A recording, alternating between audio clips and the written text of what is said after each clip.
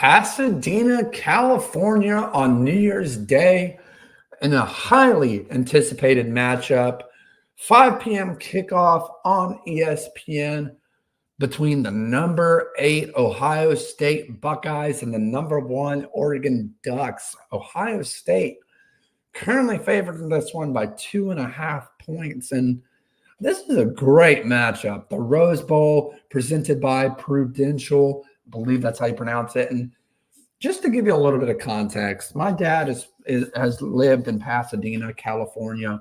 His apartment overlooked the Rose Bowl, and he was and still is a big fan of this game day tradition, the Rose Parade. These are beautiful, beautiful. I don't know what you would call them. I'm trying to think of the name for the parade, but you get it. The cars that they put the flowers on. They're just absolutely beautiful, and people work around the clock for a whole year, 364 days out of the year. People prepare for this parade in such a beautiful venue. If you're in the area or if you're at home and you get a chance to see this in person or on TV, please wake up on New Year's Day and watch the Rose Parade. It's an unbelievable spectacle, and I think you're really going to like it. I think there's a lot of beautiful flowers. It's just the pageantry behind it, the tradition behind it, just a fantastic event that leads up to this event that we're going to talk about today, which is the Rose Bowl, a classic matchup, the Buckeyes versus the Ducks, and what seems has become a new rivalry in the Big Ten Conference. And again, I wish Brad was on the call with me today for this one, because I know he has his peace of mind with Ohio State and Ryan Day. Listen, me and Brad both picked Tennessee in the last game, and I was shell-shocked. I knew Ohio State had the roster to put together a game like they did against Tennessee. But I think you would be lying to yourself if anyone predicted that Will Howard would come out and play the way he did. Even it was at home. It was at home. But everyone knew going into that game that Will Howard has looked lackluster. That was the best game that I've seen Will Howard put up in 3 seasons of college football, including his time at Kansas State. So the question is, can he continue that? Or will the Oregon Ducks rain on that parade? No pun intended. Hopefully it doesn't rain for the Rose Parade, excuse me.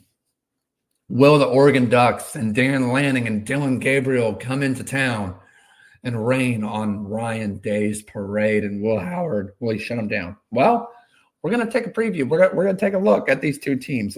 Let's start off with some key players for Ohio State. Again, Ohio State lost in their last matchup to the Oregon Ducks by less than 12 points. Or excuse me, let me reread that. Since Oregon has played Ohio State has given up less than 12 points per game on defense. That's incredible. Ranked first in the nation. But before we get into the key matchups, again, like I said, let's look at the key players. Will Howard, he's been instrumental in leading Ohio State's offense. We both know that, right? We all know that. Breaker Huddle fans, me, Brad, Rooster, we get it. He's been instrumental, especially in the last game. 251 of 343, over 3,100 yards passing, 29 touchdowns, and just like Quinn Ewers, has struggled a little bit. And then in the interception game, 9 interceptions on the season. Not great, not terrible, but you got to see how this plays out in this matchup in the Rose Bowl. We're going to talk about that in a minute. Then you look at their leading receiver in Jeremiah Smith, true freshman, just been unbelievable. This guy's built different, okay? We've seen the Julio Joneses. We've seen the Calvin Johnsons at Georgia Tech. We've seen the A.J. Greens at Georgia. We've seen it all. We've seen the Brock Bowers, even though he's a tight end. This guy's built already as a freshman like an NFL receiver. That's crazy. And he broke Chris Carter's 40-year-old freshman record. Chris Carter, a Hall of Famer. You can only imagine the trajectory that this guy's on. And you know what I love most about this guy? He handles business. He acts like a senior. He doesn't act like this is his first time on the big stage. He doesn't act like a true freshman. He acts like a senior. Over 1,000 yards on the season, 61 catches, and 12 touchdowns. This guy has been an absolute difference maker. And that's not to take away from the rest of Ohio State's elite passing game, passing receivers, dynamic running back between Judkins and Trevion Henderson, which I'll get into that in a minute, but just an absolute outstanding job by that guy. All right, let's look at the key players for Oregon. Quarterback Dillon Gabriel has been very, very well recepted by the Oregon fan base. This is a guy who started his career at UCF, transfers to Oklahoma, doesn't go the way he wants it to or anticipates it to. And so what does he do? He flies into Eugene, Oregon and says, I'm going to take over this team for Bo Nix, and I'm going to carry the baton. I'm going to carry on that torch, that legacy of Oregon quarterbacks.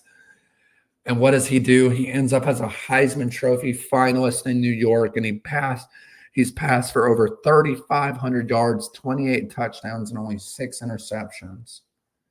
This kid's played outstanding. Got to give him credit. And when you look at the offense that he's in under Will Stein, former offensive coordinator of the UTSA Roadrunners, shout out to my family in San Antonio, birds up.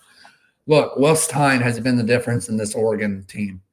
You can talk about the defense. You can talk about Dan Lanning, blah, blah, blah.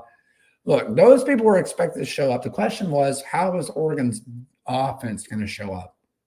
And Will Stein, my goodness, Will Stein. I wouldn't be surprised if Bill Belichick tries to pull him away from Oregon to come be his OC.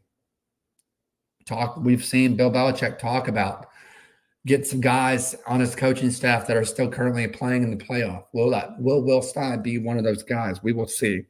But hats off to him. Now let's look at the defensive side for I'm drawing a blank now. For Oregon, excuse me. Jeffrey Bassa, one of the most outstanding linebackers contributing to Oregon's defense. 20 tackles, 1.5 sack, and 2 forced fumbles. This guy has played outstanding, and he's just one of many on that Oregon elite defense who has just played well above what anticipated. Oregon's defense is going to come play in this game. Everyone wants to talk about, Oregon got lucky, this and that. If it wasn't for Will Howard sliding at the end. But that's on Ryan Day. That's on their clock management. You can't put that on the Oregon's defense. Let's talk about their previous meeting.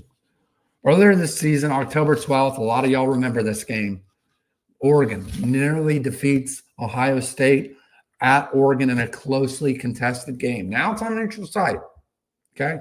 None of these teams are going to have the advantage in terms of home field advantage. Both of these fan bases are going to come out for this game. Ohio State's defense has been formidable.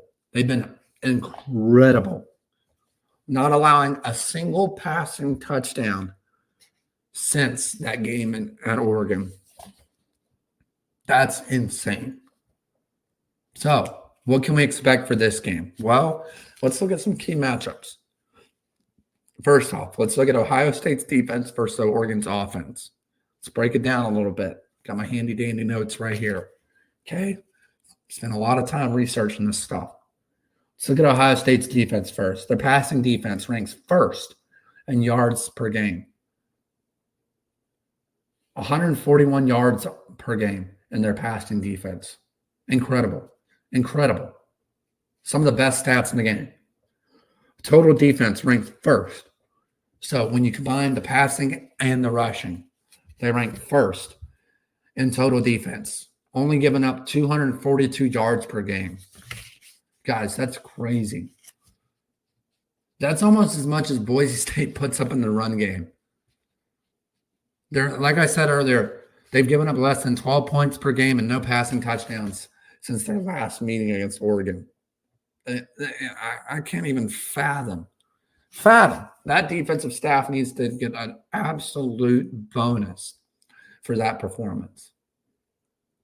And the defense, too. The players probably will get an NIL bonus as well. But let's not count out Oregon's offense. Let's look at their total offense, all right? Ranks 12th in total offense. They're averaging 446.8 yards per game on offense. Insane.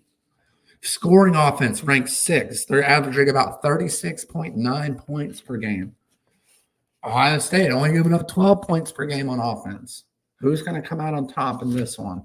I need to look back at Brad's pick. Shout out, Brad. Hope you get to feeling better soon. Brad's taking Oregon in this one. Brad thinks that Oregon can get it done again.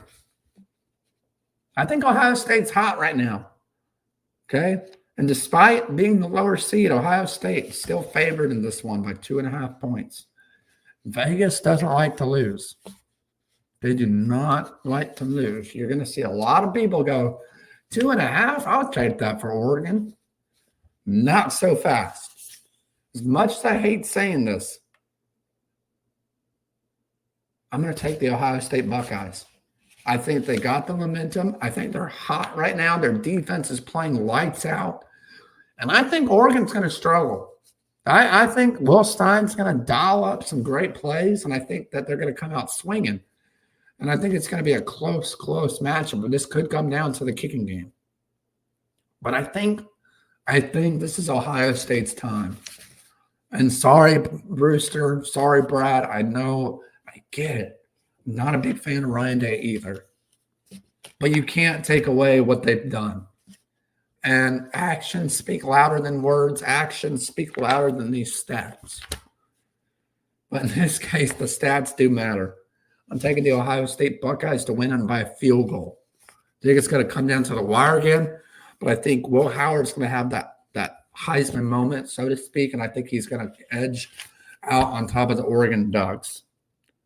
Let us know down in the comments who you think is going to come out in this year's Rose Bowl presented by Prudential between the number 1 Oregon Ducks and the number 8 Ohio State Buckeyes. Be sure to subscribe, like this video, and comment down below and share it with your friends. Until next week, it's time to break the huddle.